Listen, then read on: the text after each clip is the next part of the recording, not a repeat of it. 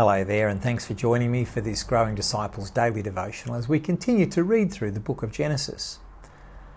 We are pondering life outside the Garden of Eden, now that humanity has embraced evil rather than remaining faithful to God.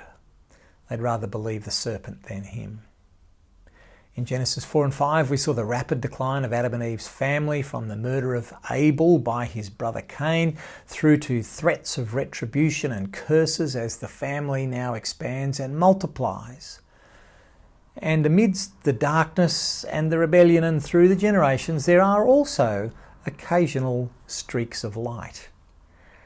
Adam and Eve give birth to another son, Seth. And he, it seems, is going to be the one who embodies the hope that one of Eve's offspring will indeed crush the head of the serpent.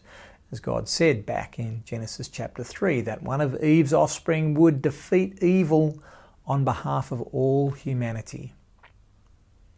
At about that time, the same time as Seth, we're also told people began to call on the name of the Lord. That's another glimmer of hope amidst the darkness of a world in opposition to God.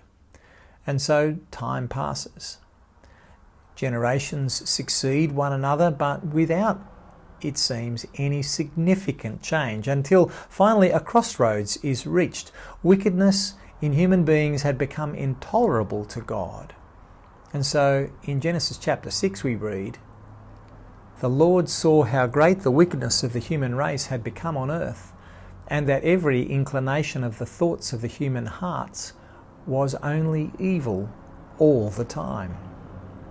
The Lord regretted that he had made human beings on the earth, and his heart was deeply troubled. So the Lord said, I will wipe from the face of the earth the human race I have created, and with them the animals, the birds, the creatures that move along the ground, for I regret that I have made them. But Noah found favour in the eyes of the Lord."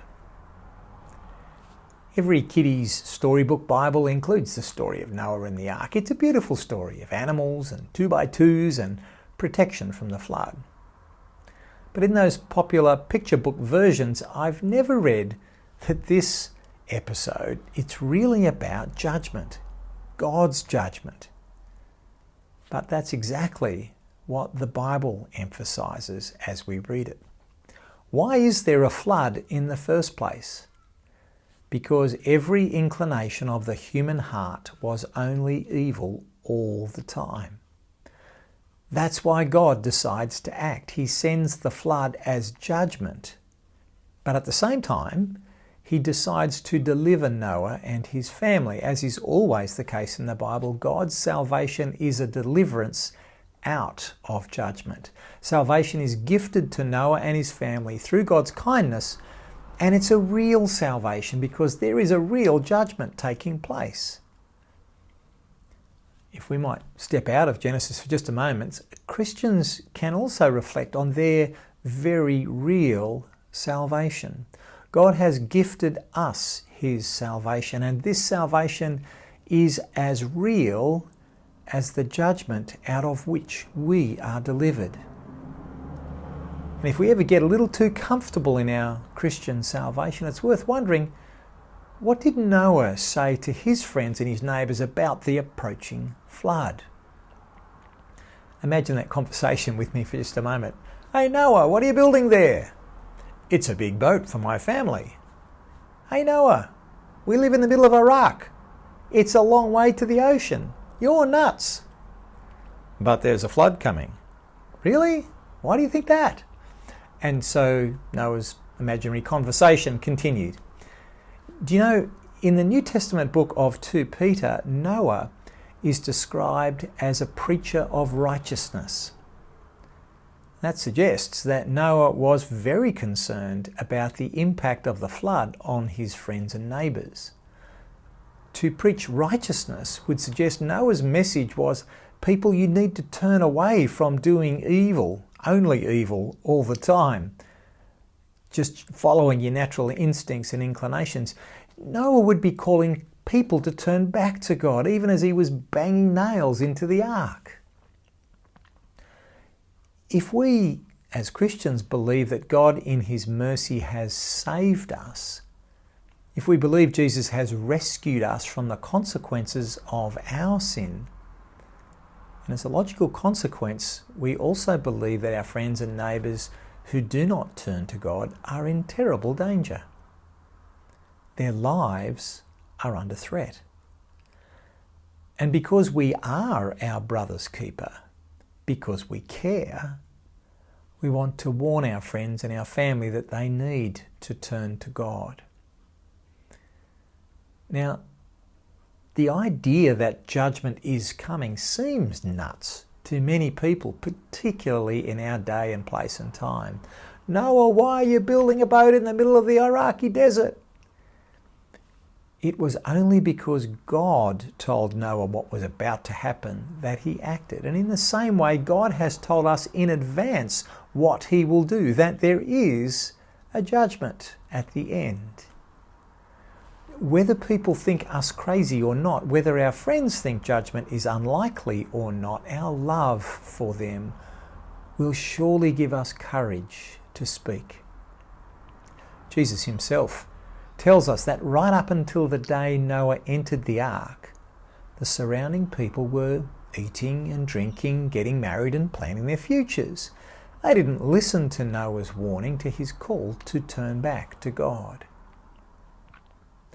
Now, of course, we don't know who will listen or take any heed of our call to turn back to God, but if we believe ourselves to be saved from judgment, saved from the consequences of our sin, let's also believe that those around us also need to be saved. The story of Noah and the animals and the flood, it's very well known. And in fact, there are other versions of a very, very similar narrative found in other cultures and other religions. And the comparisons are actually quite startling. The existence of these multiple accounts suggests that some kind of flood really did happen. The critical difference, though, between all of these accounts is why it happened and what it means going forward. In the Epic of Gilgamesh, a Babylonian version of the Noah story, the hero, the Noah figure, is called Utnapishtim.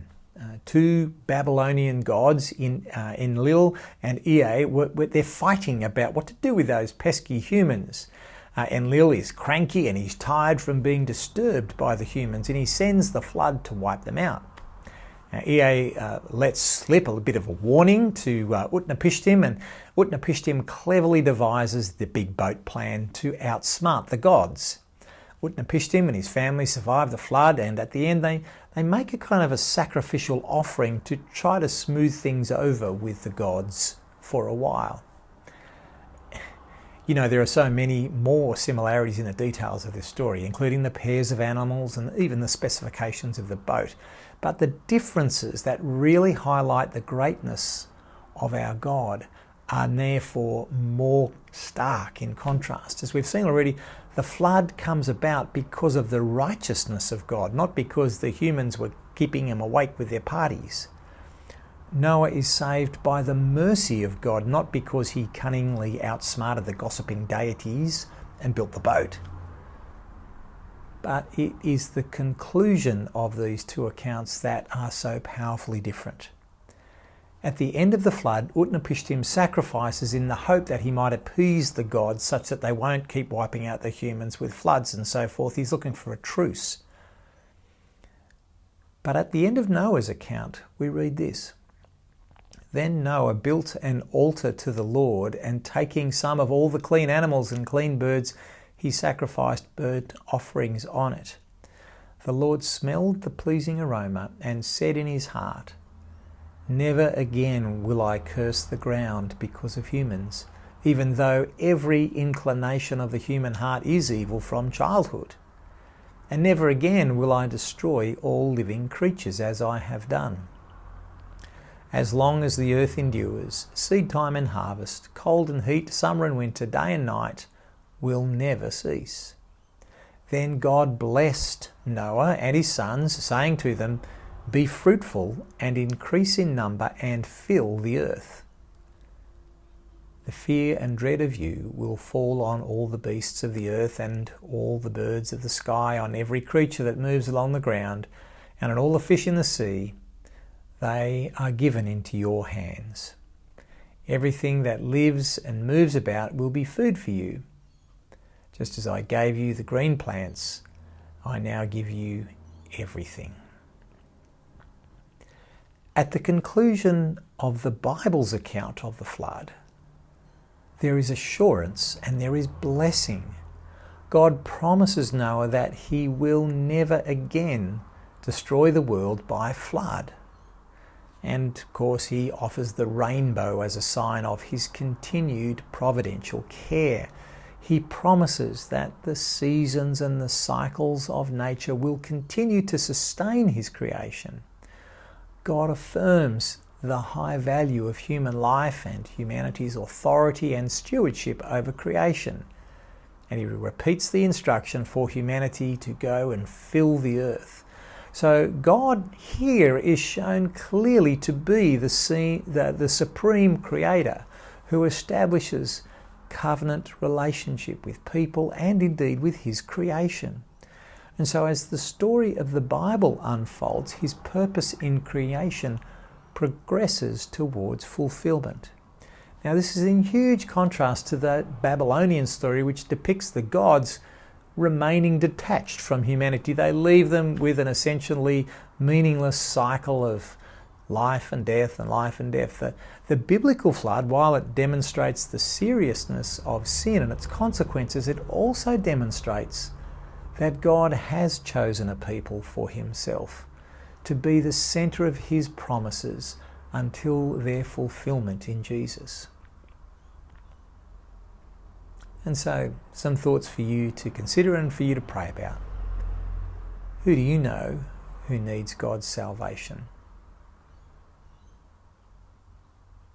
What are you going to do about that today?